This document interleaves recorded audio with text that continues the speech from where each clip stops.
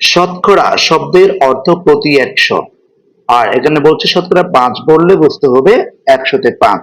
শতকরা একটি ভগ্নাংশ যার হর ১০০। শতকরা শব্দটিকে সংক্ষেপে এই চিহ্ন দ্বারা প্রকাশ করা হয়। শতকরাকে শতাংশ বলা হয়। ক্রয় মূল্য অপেক্ষা বিক্রয় মূল্য বেশি হলে লাভ হয়। লাভ সমান বিক্রয় মূল্য বিয়োগ ক্রয় মূল্য। লাভ ও ক্ষতি ক্রয় মূল্যের উপর হিসাব করা হয়। ক্রয় মূল্য অপেক্ষা বিক্রয় মূল্য কম হলে ক্ষতি বা লোকসান হয়। ক্ষতি বা লোকসান সমান ক্রয় মূল্য বিয়োগ বিক্রয় মূল্য।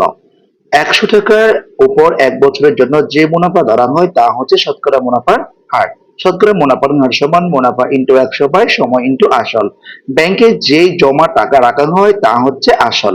আসল সমান মুনাফা ইনটু ১০০ বাই মুনাফার হার ইনটু সময়। আমরা দেখতে পাচ্ছি যে আসল, এখানে বলছে আসল টাকার অতিরিক্ত যে টাকা ব্যাংকে জমা করে তা হচ্ছে ব্যাংক প্রদত্ত মুনাফা বা সুদ। মুনাফা সমান আসল ইনটু হার ইনটু ১০০ বাই হার মুনাফার হার ইনটু সময়। এরপর আমরা সময় সমান দেখতে পাচ্ছি যে মুনাফা ইনটু ১০০ আর বাই আসল ইনটু হার। আমরা এখন পঞ্চম শ্রেণীর শিক্ষার্থীর জন্য এগুলো গুরুত্বপূর্ণ। আজকে এখানে শেষ করছি। আসসালামু আলাইকুম ওয়া রাহমাতুল্লাহ।